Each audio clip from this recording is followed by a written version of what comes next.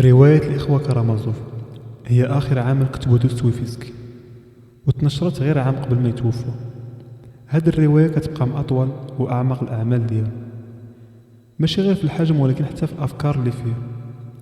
في البداية كتبان القصة غير جريمة قتل، ولكن مع التقدم فيها كتبان على أنها رحلة في مواضيع كبار، في حل الأخلاق والإيمان والحرية والنفس البشرية والصراع الداخلي ديال الإنسان.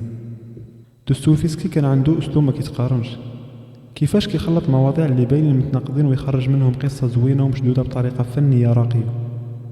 وبصراحة هذا العمل كيتعتبر من أعظم ما كتب. فشنو هي القصة بالضبط وعلاش هذه الرواية مهمة لهذه الدرجة، وشنو هي الأفكار والفلسفات اللي تناقشات فيها، وشنو كان الهدف ديال دوستويفسكي من كتابتها. ففي هذا الفيديو غادي نعطيو غير واحد ملخص خفيف للقصة باش تاخدوا فكرة عامة بلا ما نحرقوا الأحداث المهمة. يعني حتى إذا كنتوا باغيين تقراو الرواية تقدروا تكملوا الفيديو عادي. عائلة كارامازوف عائلة غنية ومعروفة، ولكن من الداخل حياتهم عامرة بالفوضى والتوتر. رب الأسرة فيدور كارامازوف راجل عنده 3 ديال الولاد من 2 عيالات، وزيد عليهم ولد آخر من علاقة غير شرعية، واللي غادي يكون عنده دور كبير ومصيري في القصة من بعد. فيدور ما كانش داك الأب اللي تعتمد عليه، بالعكس كان غارق في الملذات ديال الحياة، كيجري غير من ورا المتعة وما معطي حتى قيمة حقيقية لولادو. الفكرة اللي كان عايش بها بسيطة ولكن قاصحة. الحياة قصيرة، خاص الواحد يعيشها حتى الآخر نفس بلا قيود وبلا مسؤولية. وبسبب هذا الإهمال وزيد عليها غياب الأم، كل واحد من ولادو كبر بطريقته الخاصة وخرج بشخصية مختلفة ومتناقضة مع الآخر. الولد الكبير ديمتري كان هو أكثر واحد شاد في الطبع ديال باه، في حال إلا نسخة منه، ولكن بطريقة اندفاعية أكثر وعاطفية. كان كينجذب بزاف للملذات ديال الحياة، كيحب السهرات والشراب والعيالات وكيعيش اللحظة بلا ما يفكر بزاف في العواقب. هاد الطبع ديالو خلى حياته عامرة بالفوضى والصراعات، خصوصا ملي كبر وبدا كيقلب على الاستقرار بطريقته الخاصة. إيفان الولد الثاني ماشي فحال خوتو، ديما غارق في التفكير والعقلانية، ديما شاد راسو في أسئلة اللي كبار عليه واللي ما عندهمش جواب سهل. كان كيشوف العالم بعين مختلفة، ما كيركزش غير في اللي باين ولكن كيغوص في المعاني العميقة ديال الحياة. السؤال اللي كان ديما مديرونجيه هو علاش كاين هذا القدر ديال العذاب في الدنيا، علاش الناس كيتألموا، خصوصا الأبرياء والدراري الصغار اللي ما داروا حتى ذنب. هاد الأسئلة ما كانش غير أفكار عابرة، ولكن ديما مديرونجيه، كتخليه يعيش واحد القلق دائم، الصراع بين العقل ديالو اللي كيبغي يلقى منطق لكل شيء وبين الواقع القاسي اللي ما كيرحمش.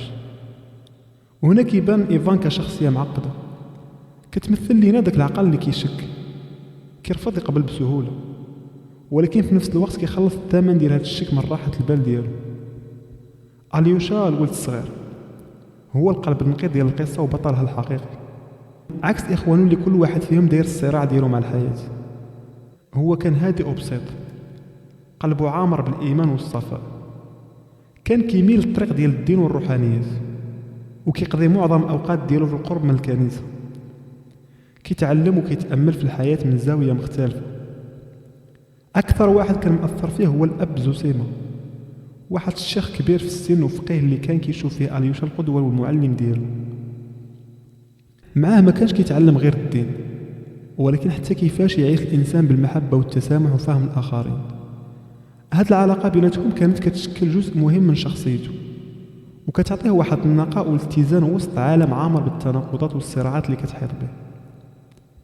كاين حتى سيمردياكوف الولد الغير الشرعي اللي ديجا دوينا عليه، كيتربى في دار العائلة كخادم، عايش في الهامش ديال هاد العالم اللي كيتحركوا فيه الإخوة ديال كارامازوف. ما كانش من الشخصيات اللي كيبانوا أقوياء وبارزين، بالعكس كان نية وهادئ بزاف، من غالق على راسو باين عليه محدود في الفهم والتفكير، وكيبان ساهل يتأثر بأي فكرة كتوصل ليه. الأخطر في الحالة ديالو أنه كان قريب بزاف من إيفان، وكيشوف فيه واحد المرجع ديال الفكر والتساؤل، وكيشرب من عنده الأفكار بلا ما يناقشها بعمق أو يحللها. وبهذا الشكل كان كيتشكل تدريجيا تحت تأثير هذه الأفكار اللي كتخلط بين الشك والرفض والتساؤل حول الدين والأخلاق. هذه القابلية ديالو للتأثر خلته شخصية غامضة ومقلقة في الرواية، حيث ما كانش واضح واش هو مجرد تابع ضعيف ولا واحد العقل اللي غادي يتاثر حتى يدفع الثمن ديال هذا التاثير في الاحداث اللي جايه. كاينين بزاف ديال الشخصيات في الروايه وكل واحد عنده الدور ديالو، ولكن الاساس كيبقى هو الاب فيدور وولادو الربعه اللي دايرين به الاحداث كاملين وكيشكلوا قلب القصه. ومن جهه اخرى كاين يحتاجوا الشخصيات النسائيه المهمين غروشا وكاتيا اللي بجوجهم داخلين في ذاك التشابك العاطفي مع ديمتري، وكل وحده فيهم عندها تاثيرها الخاص في الصراعات والمشاكل اللي كاينه في الروايه. القصه في الجوهر ديالها كتدور على الفلوس والورث، ولكن ماشي كمساله ماديه بل كرمز للصراع اللي كيتحرك بين الشخصيات كاملين. ديمتري كان باغي نصيبه من الثروه باش يقدر يبدا حياه جديده ويتزوج، ولكن باه فيدور كان رافض تماما يعطيه حقه، وهذا الرفض هو اللي زاد شد التوتر بيناتهم وخلى العلاقه توصل لمرحله صعيبه ومعقده. وزيد على هذا الصراع العائلي كاين حتى مساله عاطفيه اللي كتزيد دورها لتشعل الاجواء. ديمتري عنده علاقه مع غروشا، نفس المراه اللي باه حتى هو عنده علاقه معها. غروشا من جهتها ما كانتش غير متفرجه، بل كانت كتدخل في هذه اللعبه ديال المشاعر والصدمات، وكتزيد تشعل العافيه بين الاب والابن، وكانها كتستافد بطريقه او باخرى من هذا التوتر اللي كيدور من حولها. فمن خلال هذه التصرفات كيبان ان غروشا ماشي شخصيه بسيطه، حيت ديجا عندها جروح قديمه من العلاقات السابقه وباغا تنتقم من الرجال كاملين، وفي نفس الوقت ما كتقدرش تخبي غيرتها ملي كتشوف ديمتري قريب من كاتيا، الشيء اللي كيخلي مشاعرها اكثر تعقيدا وكيزيد يخلط الوراق في هذه العلاقات المتشابكه. ديمتري كيوصل لمرحله صعيبه، كيتخنق من الضغط ديال با وكيقرر يهرب مع غروشا باش يبدا حياه جديده، ولكن الامور كتقلب راسا على عقب ملي فجاه كتختفي غروشا وكيبدا الشك عند ديمتري، وكيولي مقتنع انها مشات مع با حيت با عنده الورث وعنده الفلوس كاملين وهو ما عندوش. في واحد الحاله ديال الغضب والارتباك كيقرر ديمتري يمشي لدار با وهو مشحون بالعصبيه وهاز معاه مطرقه، وكانه داير في بالو يقطع هاد العقده نهائيا. هنا الكاتب ديالنا كيدير واحد الحركه مفاجئه وكيقطع جميع الاحداث في واحد اللحظه مشحونه بالتوتر، وكيخلينا كقراء في واحد الحاله ترقب كبير. فمباشره كنلقاو ديمتري كيتورط كثر وكيهاجم واحد الخدام وكيحاول يلقى مخرج للهروب، وكيحاول يبرر راسو كيقول بلي الخدام هو اللي قتل با، ولكن البوليس كتدخلوا كيشدوا ديمتري حيت شافوه خارج من الدار هو هاز مطرقه، وزيد عليها الفلوس اللي كانت زايده عنده بشكل غامض. هادشي كامل كيزيد يقوي الشكوك ضده وكيخليه هو المتهم رقم واحد في هذه الجريمه. هو كيحاول يبرر الوضع وكيأكد بلي داك الفلوس هما ديال غروشا، ولكن هذا التفسير ما قدرش يقنع حتى واحد، وبقات الشكوك اقوى من اي تبرير كيقدم. من جهه اخرى كيبان ان ايفان ما كانش تاثيره بسيط، خصوصا على سيميردياكوف اللي كان قريب منه متاثر بافكاره. هذا الاخير كيقرر يمشي ويعترف بانه هو اللي ارتكب الجريمه، هو اللي قتل باه وسرق الفلوس كامله. وبهذا الاعتراف كيتكتشف جانب مهم من القصه، وكيبان ان ديمتري في الاصل بريء وما عندوش يد في الجريمه، ولكن الصدمه كتجي ملي ايفان كيسول سيميردياكوف علاش وصل يدير هذه الجريمه. كيجاوبوا بواحد الجمله: حيت انت قلتي لي الا ما كانش الله راه كلشي مسموح حتى القتل. فهنا كيبان لنا افكار ايفان حتى هي كان عندها اثر عميق وخلاته يتحمل جزء غير مباشر من هذه الجريمه بحكم التاثير اللي مارسه على سيميردياكوف بلا ما يحس. من بعد هذه الصدمه ايفان كيبدا ينهار من الداخل وكيولي الضمير ديما كيأنبو، كل فكره كيرجع ليها كيحس براسو محاصر بين اللي كان كيشوفه منطقي في بدايته وبين الثقل ديال النتيجه اللي ولات قدام عينيه. وشيئا فشيئا كيتحول هذا الاحساس لواحد العذاب صامت وكيدخلوا في واحد الحاله ديال التوتر والارتباك، وما كيبقاش يعرف شي حاله سميتها الراحه والهدوء. في الاخير سيميردياكوف كيوصل لواحد النهايه ماساويه وقاسيه وكيختار ينهي حياته بالانتحار، وكأنه كيقطع آخر خيط كان رابط هذه القصة ببعضها. بهذه الخطوة كيسد واحد الباب كبير في الأحداث، وكيبان ظاهريا أن الملف تقفل وأن الحقيقة ولات أقل تهديدا لإيفان. إيفان في هذيك اللحظة كياخد نفس ديال الراحة حيث ما بقاتش شي أدلة مباشرة تقدر تربطو بالجريمة، وكأن الحمل القانوني تزاح شوية من فوق كتافه. ولكن هذه الراحة ما كانتش كاملة ولا حقيقية، غير هدوء خارجي مؤقت. أما من الداخل الأمور كانت مختلفة تماما. الضمير ديالو باقي كأنب وكيرجعو كل مرة لنفس الأسئلة ونفس الإحساس بالثقل. كيبقى عايش بين هذا التناقض القاسي، ارتياح من الخارج ولكن العذاب من الداخل. وكأن الجرح الحقيقي ماشي في الأدلة ولا في القانون، ولكن في الفكر والضمير اللي ما كيرحمش. ديمتري كيدخل المحاكمة ديالو.